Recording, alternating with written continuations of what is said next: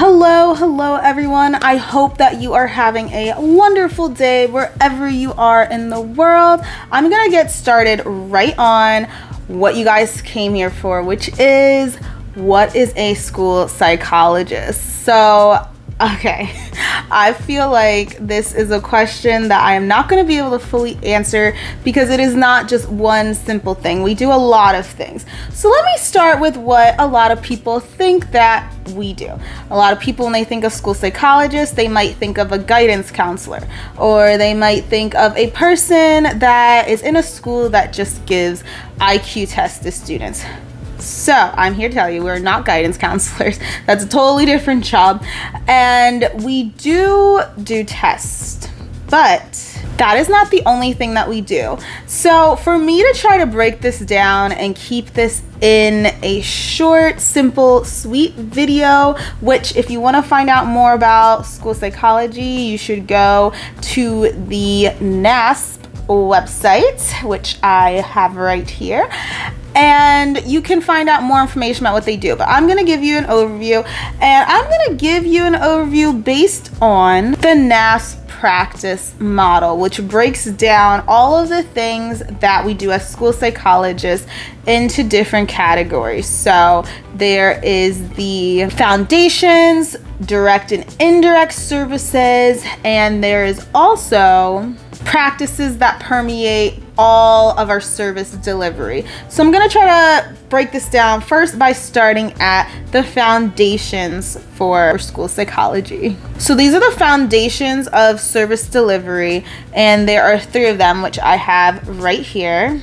The first one, diversity and development in learning, is relating to diversity in the students, diversity in how everyone learns differently, and how can we kind of change education to fit with each of these students. Like, do they have a different learning style?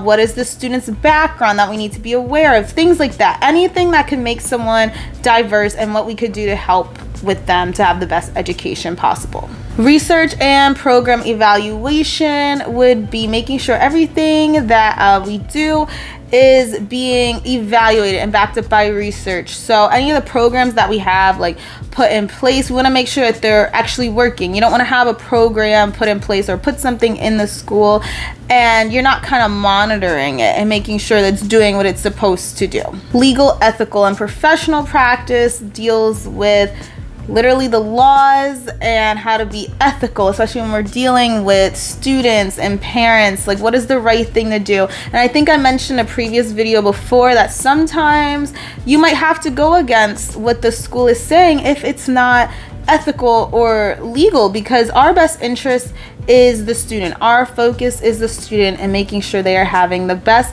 education possible and that they are succeeding in school. So we have to make sure that what we're doing is legal and under, the correct laws and everything that we are supposed to be doing. For the practices that permeate our service delivery, the first thing is database decision making. With that, what we mean is that any conclusions that we come up to, we want to make sure that's backed up by research and from data. So this kind of goes along with our testing and doing the IQ test and achievement test, because we're using that as well as getting information from the parents and the teachers and the students to make sure that whatever decision we are making is backed up by a lot of evidence. We don't want to just throw a kid in special education because someone said so. We don't want to just, do something without having anything to back it up. And we want to make sure that whatever we are doing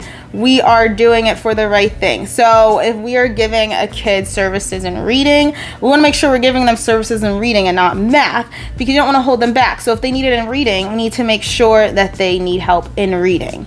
And by doing that, we look at, okay, how have they been doing? What do they have a problem? What specifically can we help with? Things like that. I won't dwell on this because I'm giving you the most broad overview ever because there's so much that goes into this. So guys, please look up these domains and they will have so much more information. I'm just kind of giving examples. But anyway, Consultation and collaboration is the other one, which that deals with kind of consulting with teachers and faculty. So for example, maybe you have to consult with a teacher about a student that they're having difficulty with. They don't know what to do, they're lost. You come in, kind of listen to what the teacher has to say, but also doing your own observations, because sometimes a teacher might think it's a problem with the student. It could be a problem in the classroom, and you're not going to be rude about any of this stuff. You know, you're just going to go in and listen and work with them to make sure that everything's being done to help the student and make sure that anything that the teacher needs to do,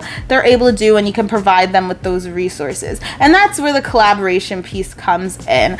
Everyone in the school is kind of like a piece to the puzzle. We all have our different jobs and what we are professional and experts in, but we all have our field that we are good at and what we were supposed to do. When we all come together, we can pull all those resources together and help all of our students. All right, and the last part, there's direct and indirect services, and it's broken down between the student or individual level and the systems level.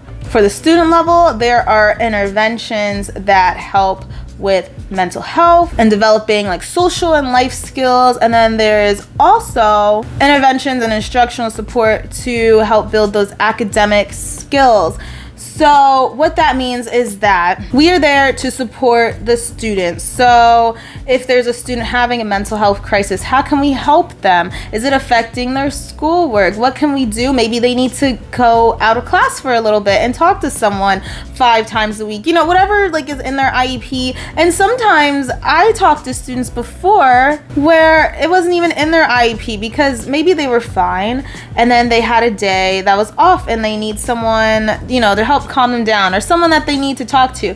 That might become an all the time thing, or it might just be a one-time thing, but we want to make sure that we can help them and maybe give them some interventions and supports that they can use to help them in their life so that they are better able to succeed in school. And this goes along with the academic skills as well. We need to be able to have interventions and support. We don't want to say a kid has a problem in math and try to get an IEP for them without trying different interventions and seeing if that can help, because if we try them and it works, then the kid doesn't need to be diagnosed and the intervention worked, and that's much simpler, and then they don't have the label. And sometimes you do need the label because it's helpful and we know what to look for and what types of interventions we can use for that label, but it's not always necessary. So you want to make sure you're doing what's in the best interest of the kid, again, in terms of mental health, in terms of academic support, all of that. For systems level services, one is to have school-wide practices to promote learning. So yes, we can focus on individuals that might need a little more help, but it's also important to make sure that everyone in the school is learning to the best of their ability. And we can use this for anything. For example, we can have pep rallies for the school. For example, this could include something like progress monitoring that you're doing for the whole school if you have like a tiered system, because then you're trying to see what is our average, how's that compared to the national average, are there a lot of kids falling below where they should be, is it just a little? If there's a whole lot more falling below where they should be, then it might be a problem within the school that we will have to address with how we are teaching students. So all of this would go along with promoting the school-wide practices. Preventive and responsive services is another part of this, and that goes along with, we want to be responsive when something's happening. So for example, if kids are being bullied, we want to respond to that and put a stop to that. But we also want to prevent things like bullying, so that could also go along with maybe having a pep rally for the whole school about what you could do if you see bullying, how to report it, who do you report to, as well as what the teachers should do if they see bullying. This is just an example, but that would be something that would be preventative and responsive services. And last but certainly not least is that family school collaboration. So we are always there for the student and to support the student, but families are such an asset to our student. They know the student, that's their life, they care about them, that's their everything. And it's important to have that relationship with them, and they are a resource for everything. Like, I know even when, for example, if I'm doing a reevaluation report, we want to know the history of a kid. Who's going to know that? The parent is, or their guardian, whoever it is that, you know, they go home to, because they know their life outside of school. We just know what we see. So they can really help us for a lot of things. Honestly, anything for the kid, any background information, anything that they might notice that we might not notice, or things that we notice and they notice, which gives more data towards whatever you're looking for. But it's very important to have that relationship and to make sure that parents and family are heard and respected and also feel welcome, because again, that's their kid and we want them to feel like they are a part of this, because they are. So guys, I try not to make this video too long, and I hope that I answered what a school psychologist is. I know that so many people think that all we do is test, and yes, while that's a part of our job, that is not the only thing we can do. I know that when I went into school psychology, I just knew what I looked up online. All of this that I said, I learned within my first semester of school. They kind of go over this with you. So I know it's a lot to take in, but that's just parts of our job, and we do a lot. We really do a lot, but it's great and it's really rewarding. And every place is different. Like, I know some people work and they do only tests. So, you know, let me know if you are a school psychologist, what your job entails. But this is what I learned for everything that we are supposed to do. And even when I was in my internship, I saw that being put into place. So I hope that you guys all enjoyed. I'll see you next time. Have a great rest of your day, guys. Bye.